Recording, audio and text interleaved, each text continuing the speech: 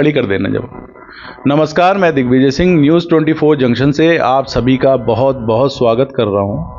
और इस समय हम आए हुए हैं विशेष त्यागी जी से मिलने, जो कि PG house owner welfare association के गौतम बुद्ध नगर के पूरे गौतम बुद्ध नगर के अध्यक्ष हैं। और रोज़मर्रा की ज़िंदगी में पीजी संचालकों को जिस जिस तरीके की समस्याओं का सामना करना पड़ता है, उससे उनसे आए दिन दो चार होना पड़ता है।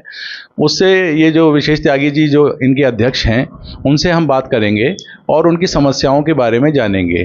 जी विशेष त्यागी जी, आपका बहुत बहुत स्वागत है न्यूज़ 24 जंक्शन के मंच पर। नमस्कार जी।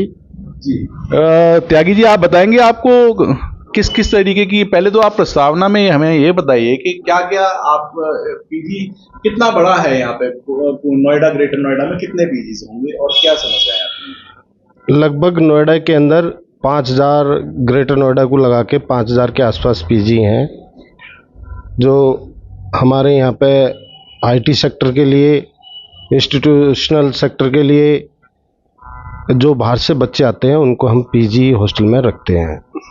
लगभग कितने पीजी होंगे नोएडा और ग्रेटर नोएडा में सब मिलाकर, जो आपके नोन में है?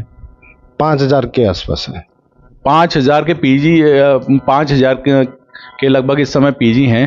तो आप ये जो समस्या बता रहे हैं, उससे पहले मैं ये जानना चाहूँगा कि क्या नोएडा प्राधिकरण की तरफ से भी इससे संबंधित कोई पीजी बनाने के को लेकर कोई पहल हो चुकी है, जो ये करना पड़ रहा है? हाँ सर, अभी तक हमारे प्राधिकरण ने ऐसी कोई व्यवस्था नहीं दी है जब से नोएडा बना है। जो कोई यहाँ पे नोएडा के अंदर या ग्रेटर नोएडा के अंदर बड़े हॉस्टल हों या धर्मशाला हो जिसमें बाहर के बच्चे आके रह सकें, ऐसा कोई व्यवस्था नहीं है। इसलिए हम लोगों को ये पीजी चलाने पड़ रहे हैं। मतलब आप ये कहना चाह रहे हैं कि नोएडा और ग्रेटर नोएडा प्राधिकरण के अंतर्गत एक बहुत बड़ा क्षेत्र आता है। इसमें किसी भी चीज़ को लेकर अभी तक प्राधिकरण द्वारा कोई भी कार्रवाई ऐसी इसके संचालन को लेकर या बनाने को लेकर कोई भी प्रस्ताव ऐसा पारित नहीं किया गया जी। आप बताएंगे? हाँ जी, ऐसा कोई अभी साधन नहीं बनाया गया है प्राधिकरण की तरफ से कि भाई यहाँ जो बच्चे बाहर से आते हैं वो रहें, काम करने स्टूडेंट्स भी आते हैं, वर्किंग प्रोफेशनल्स भी आते हैं, उनको सारी सुविधाएं मिल सकें। सभी बच्चों का इतना बजट नहीं होता कि वो 2 BHK 3 BHK लेके रह सकें। कुछ बच्चे ऐसे भी आते हैं, कोई 4 से 5 महीने के लिए रहेंगे, फिर उनका ट्रांसफ़र कहीं हो जाता है, तो उनकी इतनी कैपेसिटी नहीं होती कि वो भाई रूम लेके पूरा उसको ऑर्गेनाइज करें, सारा फर्निश करें, फिर रहें और 4 से 5 महीने में रहने के बाद में छोड़ के यहाँ से चले जाएँ। तो आप ये भी कहना चाहते हैं कि 3000 पीजी के अलावा भी जो लोग पूरा नोएडा, ग्रेटर नोएडा के अलग अलग सेक्टरों में बसने वाले जो वर्किंग प्रोफेशनल और बच्चे हैं, उनके लिए किसी भी तरह का कोई मास्टर प्लान के तहत अभी तक कोई काम नहीं हुआ? ऐसा कोई प्लान नहीं किया गया है। इसी वजह से हम सभी लोगों को पीजी चलाने पड़ते हैं और उन बच्चों को सबको सुविधाएं देनी पड़ती हैं हमें, ठीक है। उनको हम रखते हैं, हर चीज़ की फैसिलिटीज़ देते हैं। बच्चे आते हैं, उनको कुछ लेके नहीं आना होता, सिंपल अपने कपड़े लेके आते हैं वो और रहते हैं, रह के जहाँ भी ट्रांसफ़र होता है तुरंत की तुरंत वहाँ से चले जाते हैं। जी, आपने बहुत अच्छी बात एक बताई कि नोएडा और ग्रेटर नोएडा प्राधिकरण की तरफ से तब से अभी तक ऐसी उनके मास्टर प्लान में कोई भी इसके तहत कोई भी सुविधा नहीं है, और ये एक तरीके से पब्लिक सेक्टर के ही लोग अपने इस काम को अभी तक संचालित कर रहे हैं। त्यागी जी बताएंगे, इसमें आप कह रहे थे पुलिस वेरिफिकेशन से संबंधित जो समस्याएं आपके सामने आ रही थी वो किस तरीके से थी और उसके समाधान के लिए आप क्या चाहते हैं? सर, हम ये चाहते हैं इसमें, हम अपने पुलिस विभाग से, कि हर सेक्टर की जो भी पुलिस चौकी है, हम जो भी हमारे पास में बच्चे आते हैं उनका वेरिफिकेशन करा के और हम उस चौकी में जमा कर दें उनके डॉक्यूमेंट्स वगैरह, और वो वेरिफिकेशन कर ले। उसका मिनिमम जो भी चार्ज होगा हम उसको देने के लिए तैयार हैं।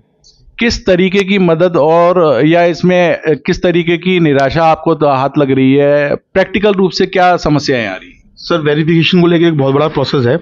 एक्चुअली नोएडा पुलिस ने या यूपी पुलिस ने भी ऐप बना रखी हैं, जिसे ऑनलाइन हम प्रोसेस करके भी वेरिफिकेशन करा सकते हैं, लेकिन ये माध्यम कंप्लीट माध्यम नहीं है।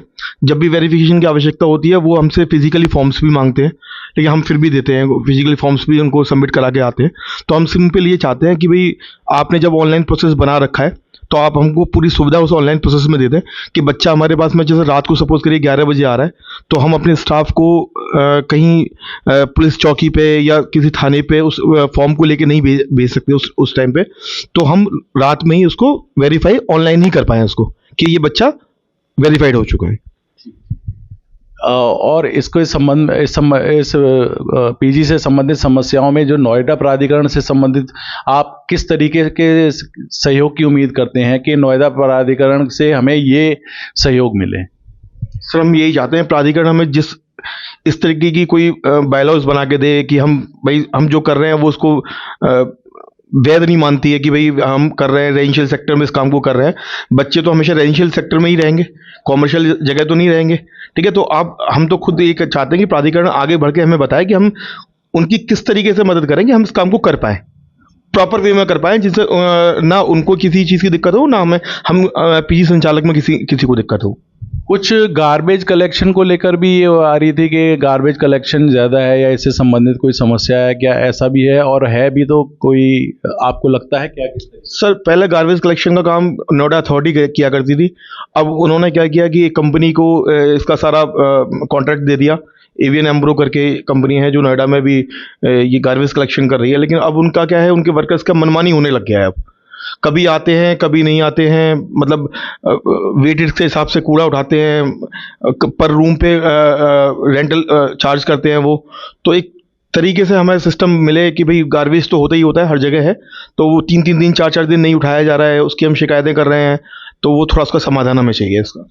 आए दिन देखा गया है कि जो पीजी में रहने वाले लड़के लड़कियां हैं या जो वर्किंग प्रोफेशनल्स होते हैं, एक आप लोगों की तरफ से एक रेंट एग्रीमेंट भी भरवाया जाता है जो कि एसोसिएशन भी देती है और लोग अपने भी बनवाते हैं, और उस किराएदारी नामे के तहत कुछ शर्तें होती हैं जिसके हिसाब से चलना होता है। तो इस संबंध में आपको किस किस समस्याओं का सामना करना पड़ता है, और जो किराएदार हैं इस संबंध में आपसे किस तरीके से का सलूक करते हैं, और आप इस संबंध में पुलिस प्रशासन से रेंट एग्रीमेंट के संबंध में किस तरह की मदद चाहते हैं? सर हम ये चाहते हैं, जैसे हमने बच्चे का कोई भी जब आते हैं तो रेंट एग्रीमेंट बनवाते हैं, उसमें हम अपनी टर्म्स कंडीशन रखते हैं कि भाई जब आपको जाना है 1 महीने पहले हमें बता दें। तो उसमें अक्सर क्या होता है, कुछ बच्चे हैं, ज़्यादा सभी को तो नहीं कहेंगे, कुछ बच्चे ऐसे हैं जो 1 दिन पहले या दिन के दिन बताते हैं। उसमें क्या होता है कि हम दिन के दिन जब हमने 1 महीने का रेंट एग्रीमेंट में उनसे फॉर्म फ्लिप कराया हुआ है, एग्रीमेंट बनवाया हुआ है, तो उसके अकॉर्डिंग चलें और पुलिस प्रशासन भी इसमें हमारी मदद करे। क्योंकि बीच में क्या होता है कि वो पुलिस को शिकायत कर देते हैं। पुलिस विभाग से हमारा ये अनुरोध है कि वे एक बार हमारे सभी पीजी संचालकों को जिनके यहाँ ये प्रॉब्लम आती है उनको भी ध्यान से सुन लिया जाए। ऐसा भी देखा गया है कि कुछ नोटोरियस टाइप के भी लोग निकल आते हैं इनमें से, और बावजूद पुलिस वेरिफिकेशन कराने के और कोई उत्पात करते हैं। उस मामले में भी पीजी संचालकों की कभी कभी बात को नज़रअंदाज किया जाता है। इस मामले में आपका पुलिस प्रशासन से क्या मांग है? नहीं सर, हम तो प्योरली एक्चुअली क्या उन्होंने एक वेरिफिकेशन फॉर्म बनाया हुआ है, वो हम उनको सबमिट करते हैं। बाकी हम अपने जब बच्चा हमारे पास में ज्वाइन करता है या हमारे पास रहना शुरू करता है तो कुछ फॉर्मेलिटीज़ हम अपनी पूरी तरीके से कंप्लीट करते हैं जो हमें दी गई हैं। सारे फॉर्म्स में सिग्नेचर कराते हैं, सारी चीज़ें, आधार कार्ड लेते हैं, उनकी आइडेंटिफिकेशन लेते हैं, उसके बाद में वेरीफाई कराते हैं। और ऐसा कुछ भी होता है तो हम तुरंत पुलिस आसपास की जो भी चौकी इंचार्ज हैं उनको कंप्लेंट भी करते हैं कि भाई ये बच्चा इस तरीके से एक्टिविटीज़ कर रहा है, और उसको फिर निकाल भी देते हैं हम लोग। इसके अलावा एक चीज़ और देखने में आई है, और इसका बहुत ये चीज़ मांग चलन में आती जा रही है पीजी ओनर्स के अलावा हाउस ओनर्स में भी, कि नोएडा, ग्रेटर नोएडा एक बहुत बड़ा हब बन चुका है कमर्शियल सेक्टर्स का, और स्टूडेंट्स भी यहाँ पर बहुत बड़ी संख्या में है।